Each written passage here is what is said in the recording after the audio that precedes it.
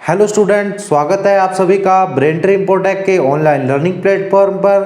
तो आज से हम करने वाले हैं हिमाचल का इतिहास। काफ़ी इंपॉर्टेंट टॉपिक रहता है ये। हिमाचल के जो भी एग्जाम होते हैं, चाहे पब्लिक सर्विस कमीशन के हों या हमीरपुर बोर्ड के हों, तो काफ़ी इंपॉर्टेंट टॉपिक रहता है।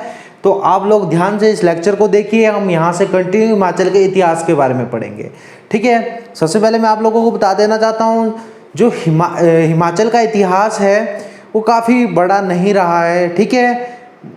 ये कहिए कि ज़्यादा पुराना नहीं रहा है, ठीक है। इतिहासकारों ने काफ़ी लेट लिखना शुरू किया हिमाचल के बारे में। हम देखेंगे कि जब साहित्य है हिमाचल के बारे में जिसमें डिटेल में लिखा हुआ है वो 1820 से विलियम मूरक्राफ्ट से शुरू होते हैं, ठीक है। ऐसा नहीं है, इससे पहले जो आपके ऋग्वेद है, महाभारत है या आपका कहिए रामायण है, वहाँ पर भी हिमालय में रहने वाले लोगों के बारे में थोड़ी बहुत आपका बताया गया है कि कौन कौन लोग हिमालय में रहते थे या हिमाचल में रहते हैं, ठीक है। तो हम पढ़ेंगे आज हिमाचल का इतिहास, ठीक है। तो आप लोग देख लीजिए, किसी भी स्थान का इतिहास यदि आपने पढ़ना है या आपको उसके बारे में जानना है तो आप लोग वहाँ के इतिहास को साहित्य के द्वारा, वहाँ का जो साहित्य है उसके द्वारा, या वहाँ पर जो सिक्के मिलते हैं, ठीक है, उसके द्वारा वहाँ के इतिहास के बारे में पढ़ सकते हैं, या शिलालेख, भवन, यात्रा या वंशावली है। ये सारी की सारी चीज़ें हैं। यदि आप इन सभी चीज़ों को ध्यान से पढ़ेंगे किसी भी स्थान की, तो आप वहाँ का इतिहास पढ़ सकते हैं। यही सब हम हिमाचल के बारे में ही पढ़ेंगे। अगर आप हिमाचल का इतिहास पढ़ना चाहेंगे तो हम यही सारी बातें पढ़ेंगे और हम हिमाचल के इतिहास को जान सकते हैं, ठीक है।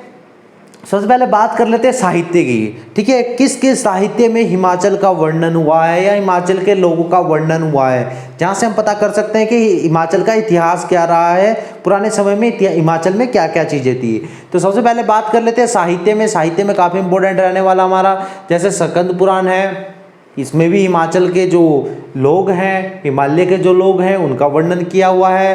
रामायण है, रामायण में भी हिमाचल का लोगों का वर्णन आता है। महाभारत में भी आता है, ऋग्वेद है, अष्टाध्यायी है, मुद्रा राक्षस है या आपकी राजतरंगिणी है। ये ऐसे साहित्य हैं जहाँ पर आप हिमाचल के बारे में काफ़ी सारी बातें देखेंगे, ठीक है। तारीख फिरोजशाही है, तुजुक ए जहांगीरी है, ठीक है। तो इन सभी पुस्तकों में या इन सभी साहित्यों में आप लोग देखोगे कि हिमाचल का काफ़ी ज़्यादा वर्णन मिलता है, ठीक है। जैसे रामायण है, रामायण आप लोगों को पता है वाल्मीकि ने लिखी थी।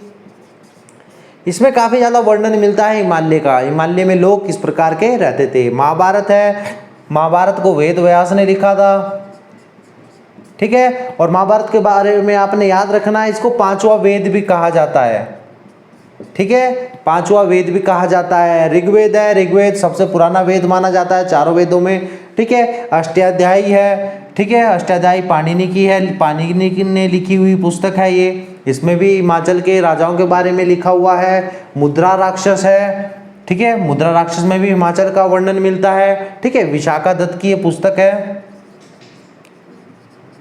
ये भी आपने याद रखना है। राजतरंगिणी है, ये कल्लर ने लिखी थी, ठीक है। इसमें बेसिकली जो है वो कश्मीर के राजाओं के बारे में बताया हुआ है, लेकिन जो कश्मीर के राजाओं का ट्रेड है वॉर है हिमाचल के राजाओं के साथ जो रहा, उसके बारे में काफ़ी डिटेल में दिया हुआ है। यहाँ पर हिमाचल के जो चंबा के राजा थे उनके बारे में काफ़ी सारी बातें सामने आती हैं इस पुस्तक में। तो आप लोग देख लीजिए, ये काफ़ी इंपॉर्टेंट रह जाता है कि कौन से साहित्य में हिमाचल का वर्णन मिला है, ठीक है। यहाँ से थोड़े बहुत नाम आप लोगों को बताए हैं, कौन सी पुस्तक किसने लिखी है, ठीक है, क्या इनके बारे में विशेष है, तो ये वाला भी आपने याद रखना है। जैसे तारीख फिरोजशाही है, तो इसमें फिरोज शाह तुगलक का जो हिमाचल में कांगड़ा किले पर जो आक्रमण रहता है उसके बारे में बताया हुआ है। तुजुक ए जहांगीरी है, इसमें जहांगीर के आक्रमण को बताया गया है कि कांगड़ा में किस प्रकार जहांगीर ने आक्रमण किया, या जहांगीर ने के समय कांगड़ा के राजा कौन थे। तो यहाँ से हम पढ़ सकते हैं हिमाचल के इतिहास के बारे में, ठीक है। एक बस्ती आपकी तुजुक ए तैमूरी, ठीक है, ये काफ़ी इंपॉर्टेंट ये भी पुस्तक है, साहित्य है, जिसमें तैमूरलंग के जो आक्रमण रहे थे शिवालिक हिल्स में, किस प्रकार आक्रमण रहे थे, कहाँ कहाँ किए, कौन कौन राजा थे। तो वहाँ से हम आइडिया लगा सकते हैं कि उस समय वहाँ के राजा कौन रहे थे, ठीक है। उसके बाद है आपके सिक्के। सिक्के काफ़ी इंपॉर्टेंट है, ठीक है। अपोलोडोटस के सिक्के मिले हैं हमीरपुर जिले से, ठीक है। इंडो ग्रीक सिक्के मिले हैं आपके चंबा में मिले हैं ये, ठीक है। त्रिगर्त जो आपका ओल्ड नेम है कांगड़ा रियासत का, वो मिला। यहाँ के त्रिगर्त के भी सिक्के मिले हैं हिमाचल में आपको। उदुम्बर है, उदुम्बर के सिक्के भी मिले हैं। कुल्लूटा, कुल्लूत से ये नाम लिया गया है, ठीक है। कुल्लूटों का भी सिक्के मिले हैं, कुलिंदों के भी सिक्के मिले हैं, ठीक है। तो ये सिक्के बता सकते हैं हमें कि किस टाइम पीरियड में कौन सी वंश हिमाचल में शासन कर रहा था, या किस जगह पर कौन से लोग रहते थे, ठीक है। शिलालेख काफ़ी इंपॉर्टेंट है, शिलालेख से भी क्वेश्चन पूछे जा सकते हैं कि कौन से शिलालेख कहाँ पर हैं। तो कुछ इंपॉर्टेंट शिलालेख आपके सामने लिखे हैं, जैसे पथियार और कनिहारा के शिलालेख, ये मोस्ट इंपॉर्टेंट है। ये अभिलेख जो पूछे जाते हैं, पथियार और कनिहारा के अभिलेख कहाँ पर हैं, तो आपने याद रखना है कांगड़ा घाटी में है, ठीक है। ये काफ़ी सारी बातें हमें बताते हैं। शिलालेख जैसे पत्थर के ऊपर लिखा हुआ कुछ वर्ड्स हैं, उनको पढ़ते हैं, फिर आइडिया लगाते हैं कि किस समय के होंगे, किस राजा ने लिखे हैं, ठीक है। तो टाइम पीरियड का थोड़ा बहुत आइडिया लग जाता है। उसके बाद आपका सलूणु के शिलालेख मंडी में मिले हैं, ठीक है। अशोक के शिलालेख मोस्ट इंपॉर्टेंट है, ठीक है। अशोक के जो शिलालेख है, ये जौनसार बाबर वाला एरिया जो पोंटा घाटी है, ठीक है, जो कालसी वाला प्लेस पड़ता है उत्तराखंड में, यहाँ पर काफ़ी ज़्यादा शिलालेख अशोक के मिले थे, ठीक है। काफ़ी सारे पत्थर के ऊपर लिखी घोषणाएं हैं अशोक की यहाँ पर। उसके बाद आप देखिए समुद्र सेन के 7वीं शताब्दी का ताम्रपत्र, ये इंपॉर्टेंट है। कुल्लू में मिला था, कुल्लू घाटी में मिला था, ठीक है। क्वेश्चन एग्जाम में पूछ लेते हैं कि समुद्र सेन के ताम्रपत्र कौन से शताब्दी के हैं, तो 7th सेंचुरी के हैं आपके, तो आपने याद रखना है। उसके बाद बात कर लेते हैं भवन। भवन भी काफ़ी इंपॉर्टेंट रोल प्ले करता है यदि आप किसी स्थान का इतिहास जानना चाहते हैं। और हिमाचल में तो बहुत सारे भवन ऐसे ओल्ड टाइम के भवन हैं, ठीक है। वहाँ से हम हिमाचल के इतिहास को भी जान सकते हैं। सिरमौरी ताल के भग्नावशेष मिलते हैं, ठीक है। सिरमौरी ताल प्लेस पड़ता है सिरमौर में, जिला सिरमौर में है, ठीक है। ओल्ड टाइम में जो सिरमौर रियासत थी उसी की राजधानी थी सिरमौरी ताल, एक गांव पड़ता है सिरमौर में, ठीक है। तो आपने याद रखना है। ताबोर की विहार काफ़ी इंपॉर्टेंट है। लाहौल स्पीति में आपके ताबोर की विहार बौद्ध मठ हैं, काफ़ी बड़े मठ हैं। ताबो मठ तो बताया जाता है कि ताबो मठ के बारे में लिखा जाता है कि 996 ईस्वी पूर्व के हैं, ठीक है, काफ़ी पुराना है। तो आप लोगों ने याद रखना है, हिमाचल का सबसे पुराना है।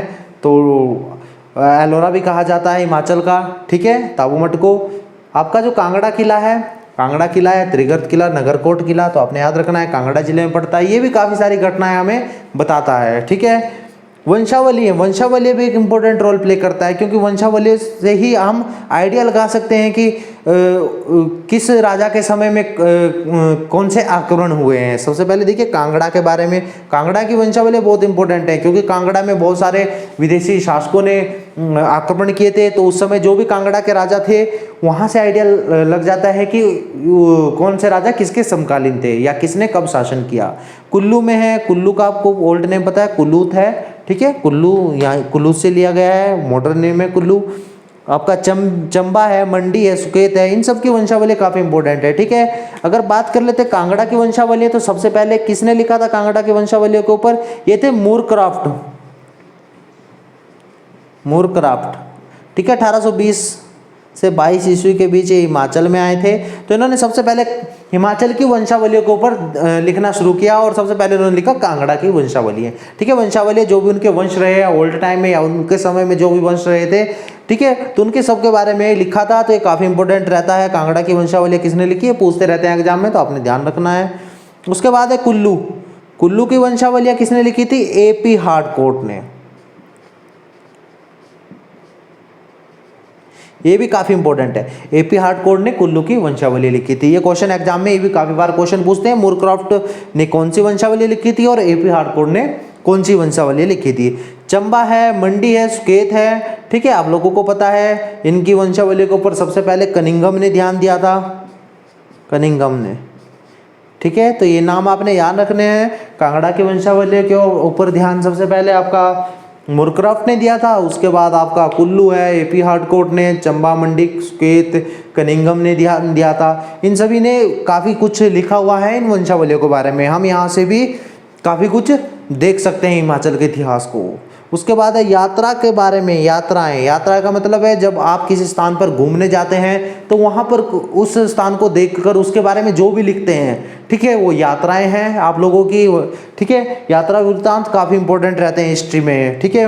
बहुत बड़े विद्वान थे टॉलमी जी, इन्होंने हिमाचल की यात्रा की थी और सबसे पहले यही यात्री थे जिन्होंने यात्रा वृत्तांत हिमाचल के इतिहास के बारे में लिखा था, ठीक है। उसके बाद हेनसांग थे, ये एक चाइनीज़ विद्वान थे, या ये कहिए धर्म को लेकर ये भारत में आए थे, उसके बारे में देखना चाहते थे, भारत में देखना चाहते थे कि धार्मिक क्या नाम आपकी प्रवृत्ति किस प्रकार की है, ठीक है। ये 630 ईस्वी से लेकर लगभग 630 या 629 से लेकर 644 AD तक भारत में रहे, हिमाचल में रहे। हेनसांग काफ़ी लंबे समय तक हिमाचल में रहे थे, ठीक है। ये कुल्लू और कांगड़ा में भी घूमने गए थे। कुल्लू और कांगड़ा आपकी जो रियासत थी ऑल टाइम आपको पता है, कुल्लू कुलूत था और आपका जो कांगड़ा है वो त्रिगढ़ था। तो वहाँ पर भी इन्होंने क्या कहते हैं आपका भ्रमण किया था। थॉमस कोरियाट ने लिखा है, ठीक है, काफ़ी सारी यात्राएं इन्होंने लिखी है। विलियम मोरक्राफ्ट की यात्रा के बारे में फिर वर्णन आ जाता है, ठीक है। तो आप लोग ये सारी चीज़ें हैं जहाँ से हिमाचल के इतिहास को, ठीक है, आराम से पढ़ सकते हैं, ठीक है। काफ़ी इंपॉर्टेंट है साहित्य, ठीक है। यहाँ से आप आराम से इतिहास को पढ़ सकते हैं कि कुलिंद कहाँ पर रहते थे, ठीक है, औदुंबर कहाँ पर रहते थे। जहाँ पर ज़्यादा सिक्के मिलते हैं वहाँ पर आप आइडिया लगा सकते हैं कि यहाँ पर इनका ओरिजिन प्लेस था, ठीक है। अगर आपको जैसे आइडिया लगाइए, देखिए आप हो इस समय हिमाचल में और आपको अफगानिस्तान में कुलिंदों के सिक्के मिलते हैं, ठीक है। आप देख सकते हैं हिमाचल तो ओरिजिन प्लेस है कुलिंदों का और आपको अफगानिस्तान में थोड़े बहुत सिक्के मिल जाते हैं कुलिंदों के। तो आप लोग देख सकते हो यहाँ से कि कोई ना कोई संबंध रहा है हिमाचल और अफगानिस्तान के बीच में पुराने समय में, चाहे वो ट्रेड हो, चाहे वो आक्रमण हो कि आक्रमण करते समय वहाँ पर सिक्के छूट गए हो या आक्रमणकारी वहाँ से आए हों जो सिक्कों को लूट कर ले गए हों। तो हम ये सारी बातें रिलेशंस आपस में देख सकते हैं कि कौन सी कंट्री के साथ हमारे क्या पुराने समय में रिलेशन रहे थे, क्या ट्रेड रहे थे, ठीक है।